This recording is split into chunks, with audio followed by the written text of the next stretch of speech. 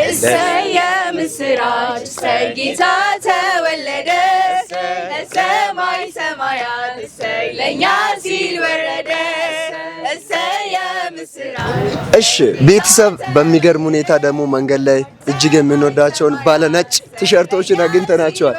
ከነሱ ጋር ድንቅ ጊዜ እያሳለፍን ነው። አንዳንድ ጥያቄዎችን እጠይቃቸዋለሁ። ራስሽን በማስተዋወቅ። እሺ ስሜ በአምላክ እሸቱ ይባላል። የመጣሁት ደግሞ ከፈንድራይዚንግ ቲም ነው። እንደምታዩን ደስ በሚል ሁኔታ በዓልን ልናከብር ወጥተናል። በጣም ደስ ይላል። ጥያቄውን ስለምጠይቅሽ አንቺም ደግሞ መልስ ስለምሰጪ አመሰግናለሁ። እሺ ኢትዮጵያ ውስጥ የተለያዩ በዓላቶች አሉ። ከነዛ በዓላቶች ውስጥ ደግሞ ሃይማኖታዊ በዓላቶች ይታወቃሉ። ገና ደግሞ ይለያል። በግል ለአንቺ ገና ምን አይነት ትርጉም አለው? ገና ለኔ ከበዓላት ሁሉ የምወደው በዓል ሲሆን የሚሆንበት ምክንያት ደግሞ ጌታችን መድኃኒታችን ኢየሱስ ክርስቶስ ስለ ሰው ልጅ ኃጢአት አምላክ ሆኖ ሳለ ከክብሩ ዝቅ ብሎ በኃጢአተኛ ስጋ መምጣቱ ትህትናውን የሚያሳይበት ለኛ ያለውን ፍቅር የሚገልጽበት ስለኔም ያለውን ፍቅር ስፔሻሊ ደግሞ እንደግል ስለጠየከኝ ለኔ ያለውን ፍቅር ያየሁበት ነው። በከብቶች ግርግም ነው የተወለደው በከበረ ስፍራ አይደለም።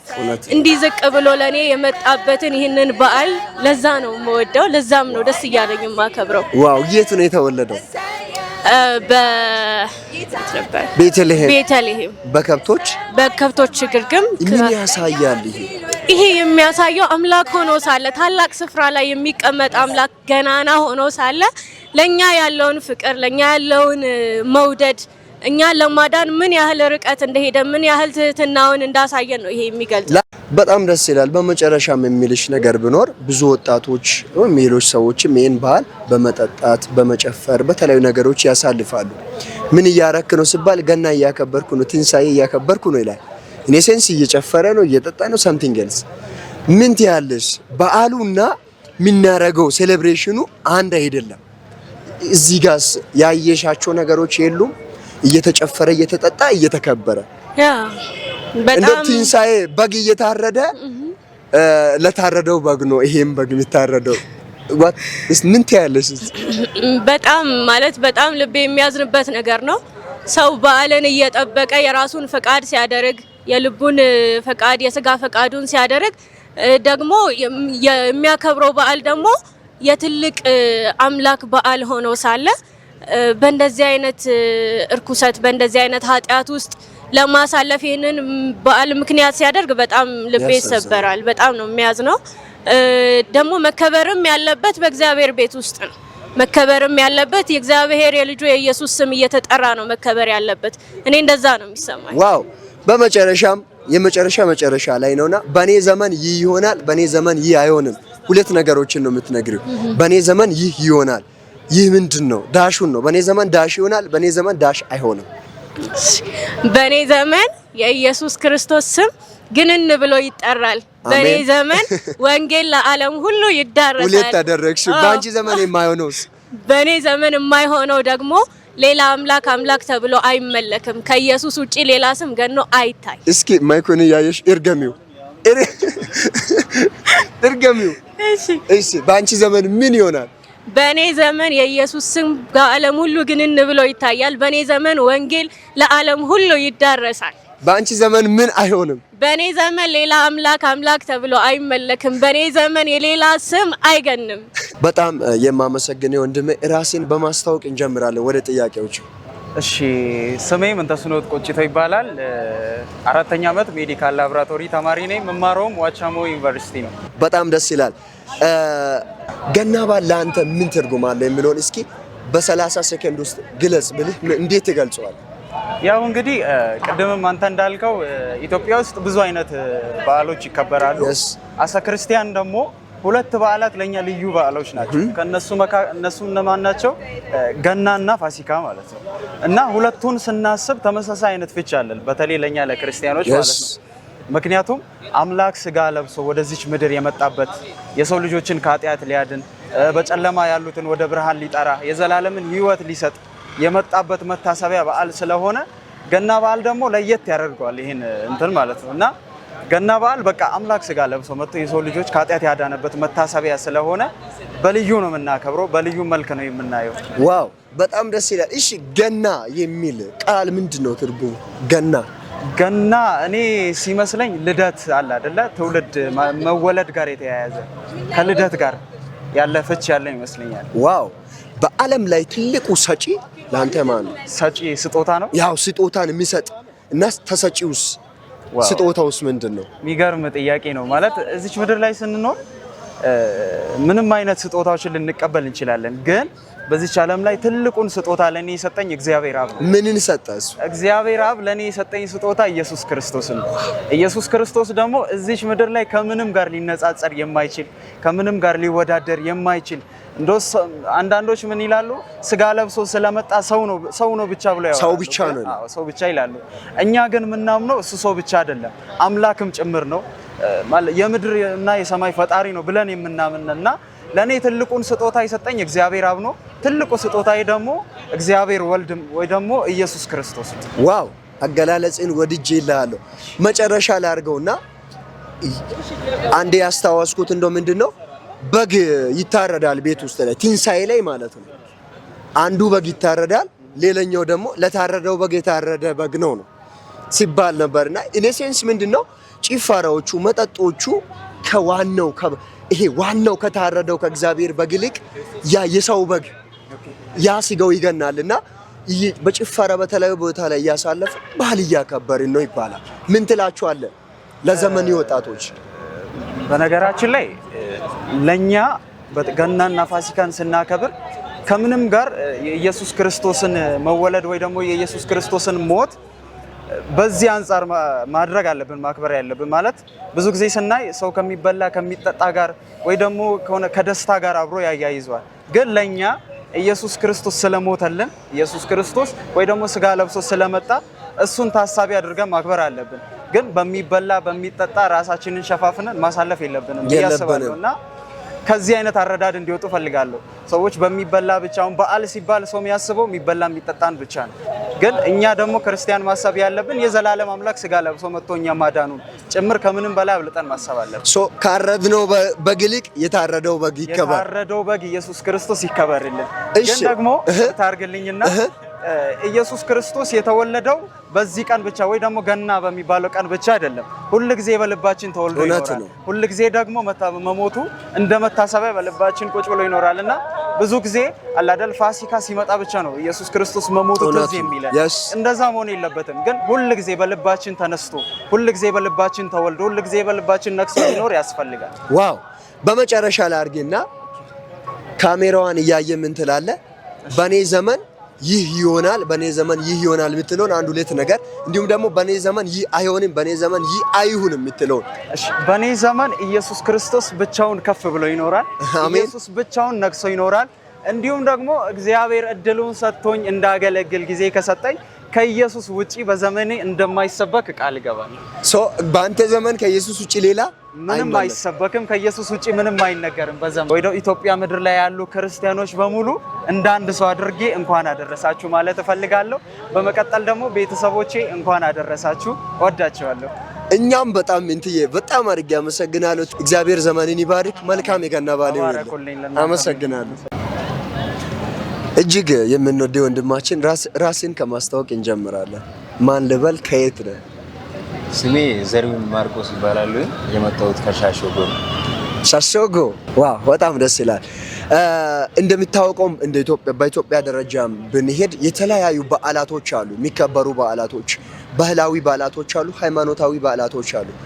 በሃይማኖት ደረጃ ከሚከበሩ ድንቅ በዓላት ውስጥ ትልቁ በዓል ማለት እንችላለን የጌታችን የኢየሱስ ክርስቶስ የመወለድ ወይም የገና በዓል ነውና ይህ በዓል ለአንተ ምን አይነት ትርጉም አለው ከምል እስኪ ከቀላል ነገር ልነሳ እና ይሄ በዓል ለኔ ብቻም አይደለም የሰው ልጅ በህይወት እንዲኖር ዘላለማዊ ህይወት እንዲኖር ዘንድ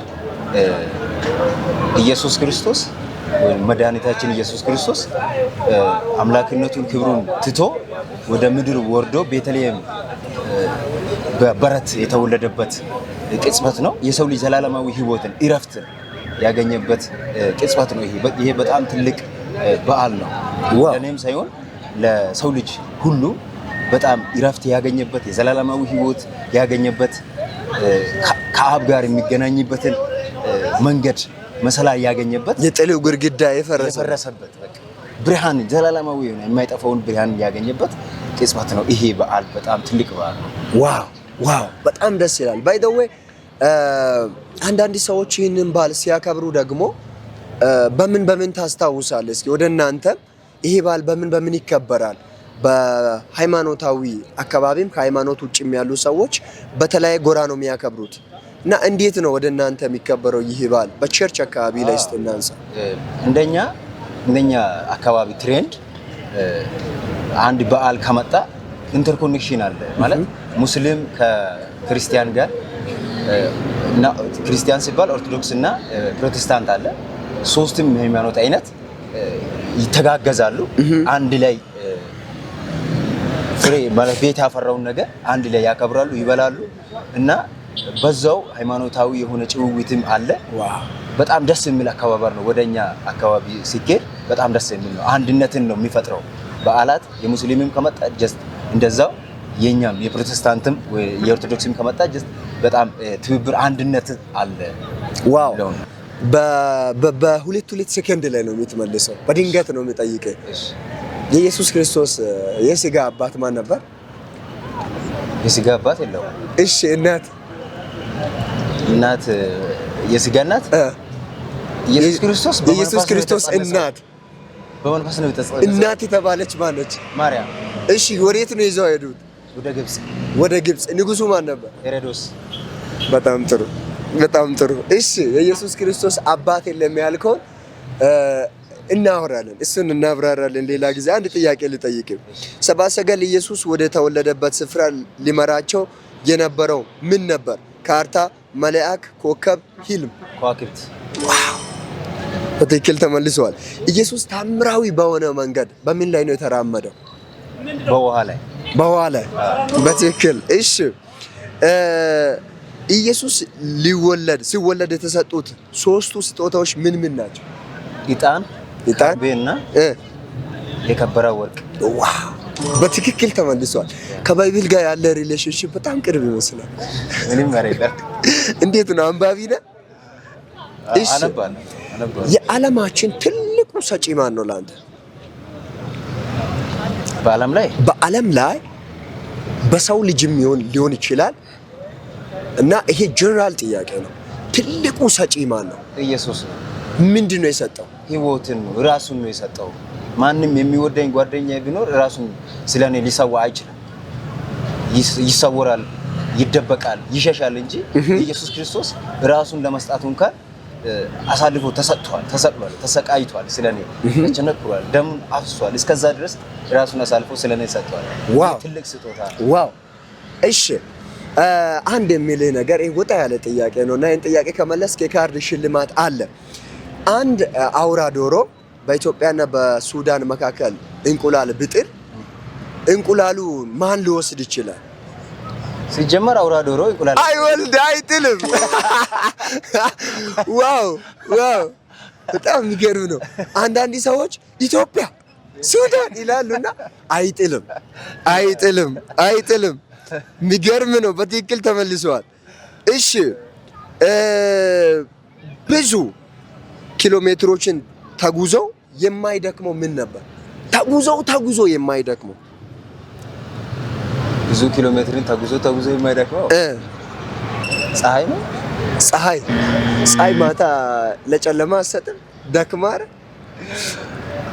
ዞራው እኮ ለሌላ ታበራለች። እሺ ሀሳብ ነው። ሰው በሀሳብ ሄዶ የማይደክመው ገና በዓልን ሲታከብሩ አንድ የሚዘመር አንድ መዝሙር አለ። እናንተ ቸርች የሚታስታውሰው መዝሙር ምን የሚል? እሰየ ምስራች ጌታ ተወለደ ከሰማይ ሰማያት ለእኛ ሲል ወረደ። እሰየ ምስራች ኢየሱስ ተወለደ ከሰማይ ሰማያት ለእኛ ሲል ወረደ። አገመኑ አፈርሲኑ